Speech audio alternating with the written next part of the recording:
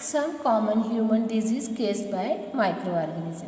कुछ common disease जो microorganisms की वजह से होती हैं। ह्यूमन डिजीज देखिए, ट्यूबरकुलोसिस। ट्यूबरकुलोसिस किसकी वजह से होती है? Causative microorganism bacteria. और ये मोड ऑफ ट्रांसमिशन क्या है इसका? एयर है। और preventive measures general, keep the patient in complete isolation, keep the personal belongings of the patient away. इनको अलग रखना चाहिए। दूसरा उनको क्या करना चाहिए? दूरी बना करके रखना चाहिए। Belonging of the patient away, patient से हमेशा दूरी बना करके रखनी चाहिए अगर किसी को ट्यूबरकुलोसिस है, टीबी है तो। मीजल्स, ये वायरस की वजह से होता है, एयर के द्वारा फैलता है ये। नेक्स्ट है आपका चिकन पॉक्स। चिकन पॉक्स भी वायरस की वजह से होता है। इसका मेन वजह है एयर, हवा में इसके वायरस होते हैं और ये जैसे ही होस्ट के कांटेक्ट में आते हैं उसे संक्रमित कर देते हैं। एयर और कांटेक्ट किसी के ही संपर्क में आएंगे तो चिकन पॉक्स हो सकता है।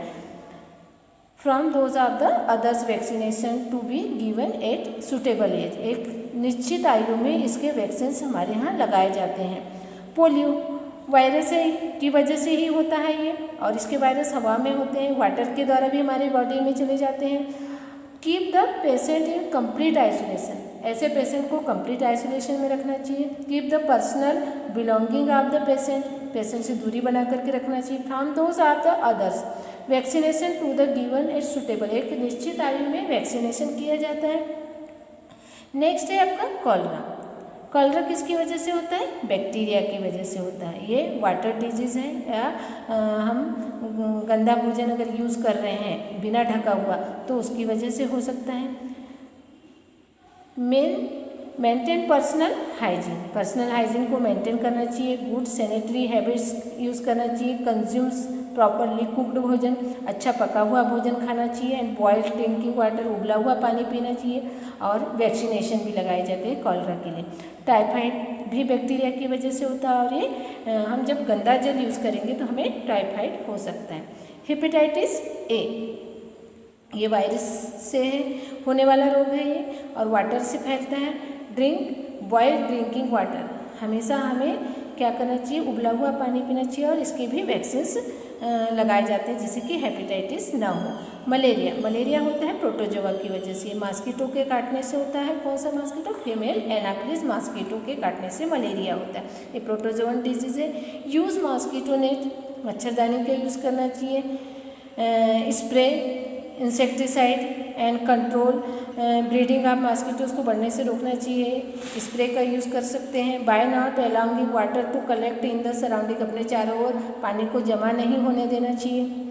सम of the common disease affecting humans, their mode of transmission and few general methods of prevention are shown in table 2.1।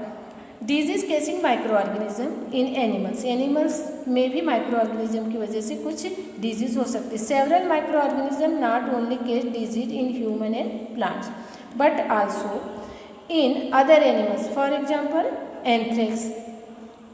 Anthrax जो जानवरों में होता है, is a dangerous human and cattle disease है, ह्यूमंस में भी और कैटल में भी होने वाली ये एक प्रकार की बीमारी है। केस्ड बाय अ बैक्टीरियम, किसकी वजह से होती है? बैक्टीरिया की वजह से।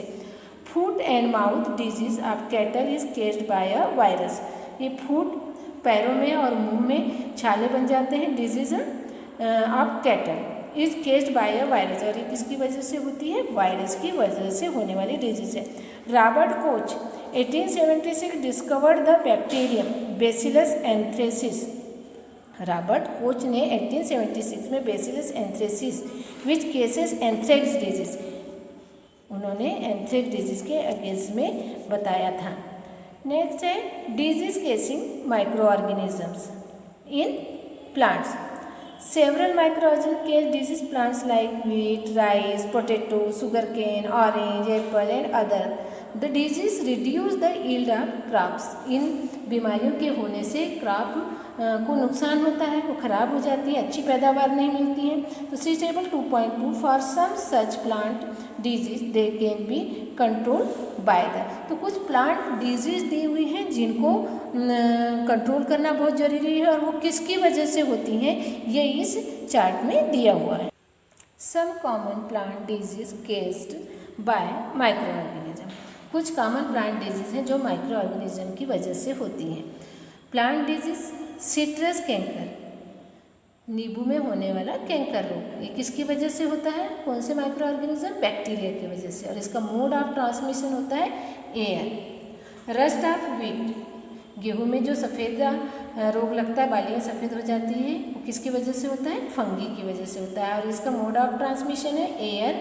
और सीड्स, अगर हम अच्छे सीड बुआई के समय यूज़ नहीं करेंगे, अगर इन रोगों से ग्रसित बीज का यूज़ करेंगे तो हमें फसल भी रस्ट ऑफ व्हीट नहीं मिलेगी। एलो वेन मोजिक ऑफ भिंडी, भिंडी का जो पीला रोग है ये किसकी वजह से होता है, वायरस की वजह से होता है। और इंसेक्ट, इसका मोड ऑफ ट्रांसमिशन है इंसेक्ट। जब इंसेक्ट एक प्लांट से दूसरे प्लांट में जाते हैं तो वो इस वायरस को ले जाते हैं और उस प्लांट को भी क्या करते हैं, खराब कर देते हैं। Use of certain chemicals which kill the microbes. Food poisoning, Bujo was invited by the friends to a party and he ate a variety of food stuff. On reaching home, he started vomiting and had to be taken to a hospital. The doctor said that his condition could be due to food poisoning. Food poisoning भोजन की में विषाक्तता की वजह से होती है जिससे हमें वोमिट हो सकती है। Paheli wonders how food can become a poison, Paheli पूछती है कि कैसे भोजन जहरीला हो जाता है। Food poisoning could be due to the consumption of foods spoiling, जब भोजन खराब हो जाता है, सड़ जाता है या उसमें माइक्रो ऑर्गेनिज्म अटैक कर देते हैं। By some microorganism that grow on our food, हमारे भोजन में माइक्रो ऑर्गेनिज्म ग्रोथ करने लगते हैं। समटाइम्स प्रोड्यूस टॉक्सिक सब्सटेंस, और जहरीला सब्सटेंस बना लेते हैं। This make the food poisonous, उसकी वजह से भोजन क्या हो जाता है, जहरीला हो जाता है।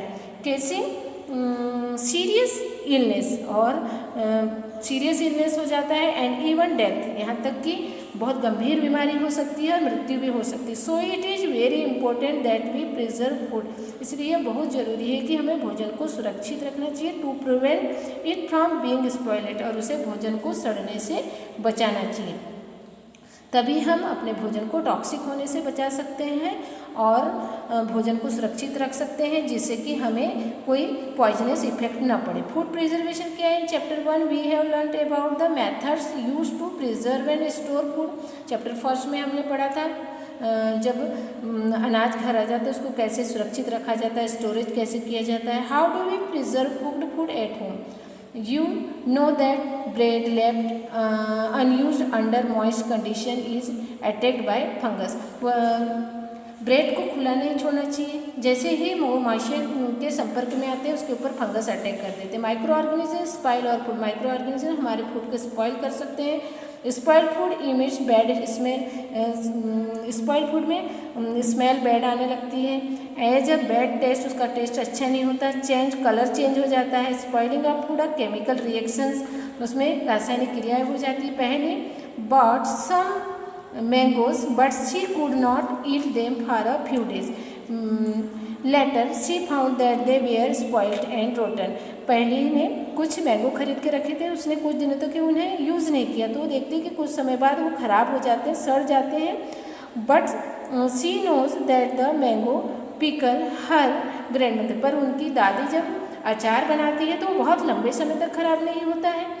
Max does not spoil for a long time, she is confuse, तो वो कन्फ्यूज हो गई कि क्यों हम जब पके आम लेकर के आए या कच्चे आम घर में लेके आए बहुत दिनों तक हमने यूज़ नहीं किया तो वो ख़राब हो जाते हैं। बट हमारी दादी जो या मम्मी जो अचार बनाती है वो कई दिनों तक ख़राब नहीं होता, क्यों नहीं होता है, ये क्वेश्चन पहले के माइंड में आया।